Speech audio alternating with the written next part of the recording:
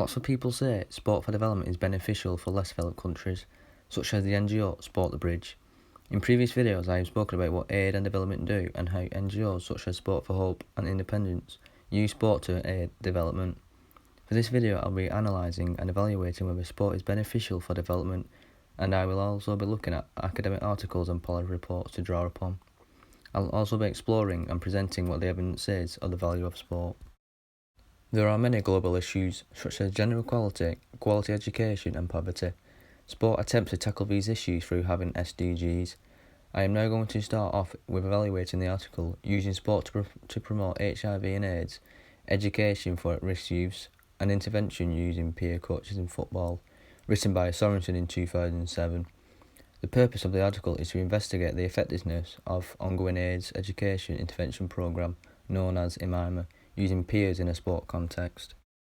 In 2005, the number of people living with HIV worldwide was estimated to be 38.6 million, with 28.5 million living in sub-Saharan Africa, and there were 3.2 million new infections in 2005.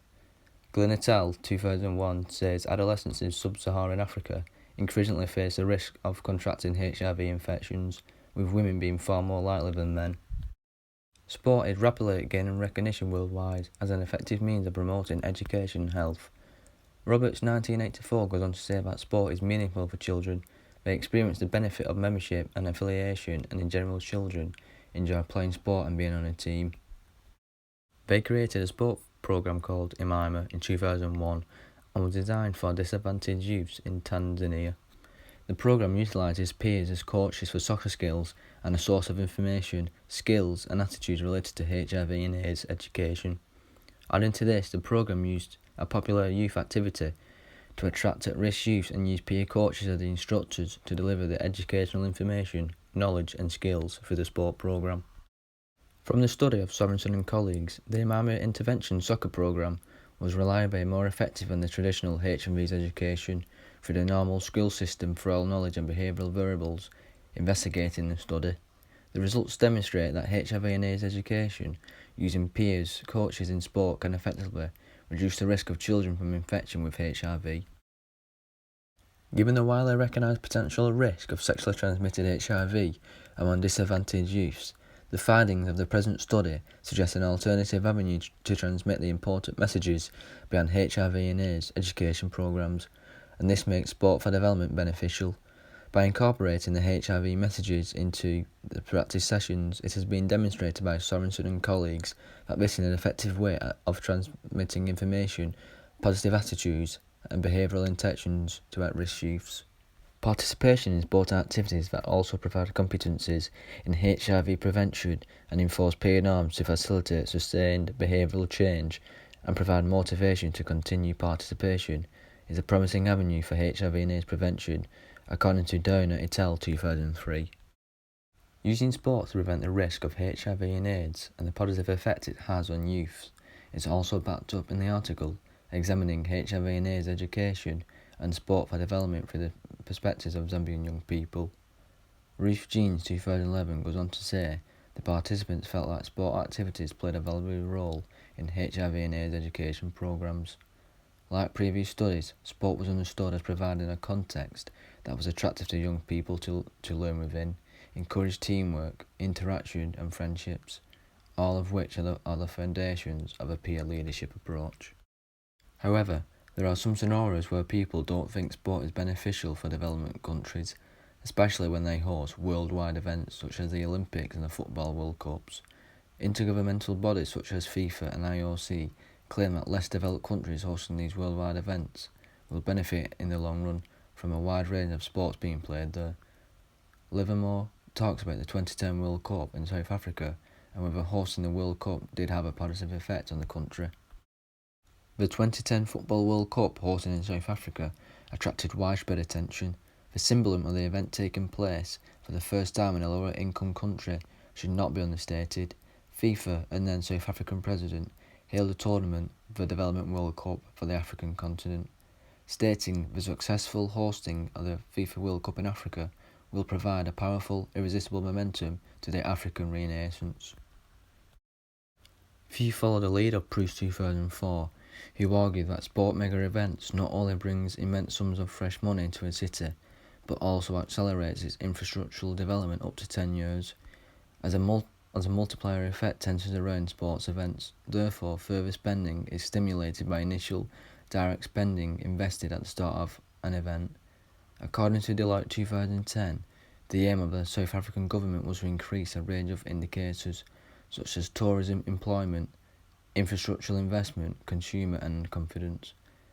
Statistics released immediately following the World Cup claim to show some macro development benefits.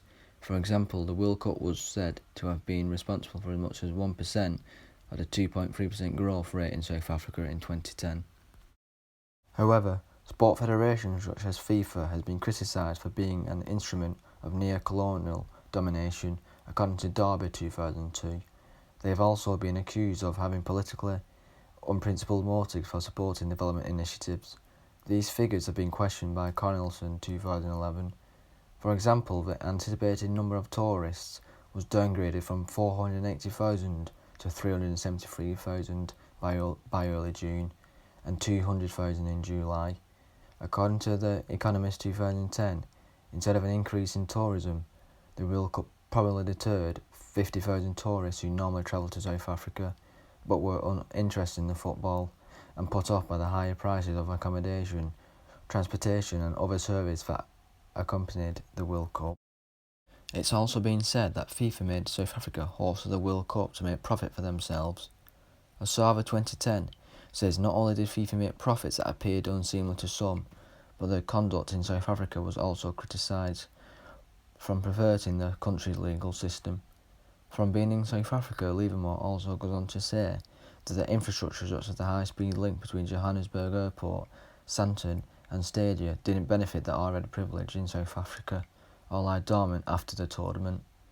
It was also criticised for corruption, restricting trade of local entrepreneurs and being overly protective of its welfare official partners and World Cup sponsors. Livermore goes on to say in the article that in some ways the event has been used successfully, not least in demonstrating that a sports event should be associated with social and economic development. However, Livermore goes on to say that the event has done little to demonstrate long-term substantive development in South Africa, and even less for the African continent.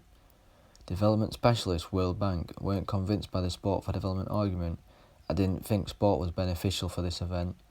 They go on to say that an opportunity to show substance to the case for sports mega events to advance social and economic development was therefore missed. In another article, Nichols 2009 says sport for development policymakers consider young people inadequate and are excluded from debates that consider the maintenance and development of initiatives and broader sport for development policy. Youth 2003 then adds that young people in sub-Saharan Africa tend to be tossed back and forth between life at the centre and life on the margins. Moving on from world sport events, I'm now going to be talking about whether sport is beneficial for women, because over the last 3 decades there has been considerable organised, focused attention on women's role in development. In the article Women's Sport and Development, Martha discusses how sport still exemplifies and upholds essential masculine traits and becomes a code for heterosexual male superiority and domination over the feminine. Female participants in the world of sport put their femininity at risk and threaten the social order. Ruth Jeans also discusses this and says critical analysis has emerged for the sport for development. Sport has been used in developed countries to empower them in their community, provide positive health and the social power of women, as this contributes to overall development. Further on in the article, the author talks about the benefits of what sport has on females, and it involves physical health benefits but also social and psychological benefits as well. It is argued that participation in sport teaches discipline, independence, leadership skills and the value of working within rules and structure. Females can also gain a sense of physical and psychological efficacy and power through mastery of skills and accomplishment of sporting objectives. Socially, participants gain experience in teamwork, negotiating, winning, losing and planning. The social networks increase and their horizons broaden. They learn more about their community and the world beyond, and therefore see possibilities for themselves that they may not have imagined otherwise, This is according to Brady and Korn 2002. Miller and colleagues 1998 go on to say involvement in sport may also provide specific benefits to young women, such as greater control of their fertility and a lowered risk of teen pregnancy. In combating the HIV and AIDS pandemic, this has been a valuable intervention. Positive and successful experiences in sport may encourage girls and women in other areas in society. Overall, sport has its positives and negatives for developed countries. It has a positive aspect by giving people healthy lifestyles, educating men about sexual health, and allowing women to feel part of a community, and helping them gain equality. However, the negative side is that it makes countries less developed, especially when they host worldwide events, because the millions spent on these events could be spent on things such as education and poverty, which some may say is more beneficial for the long run.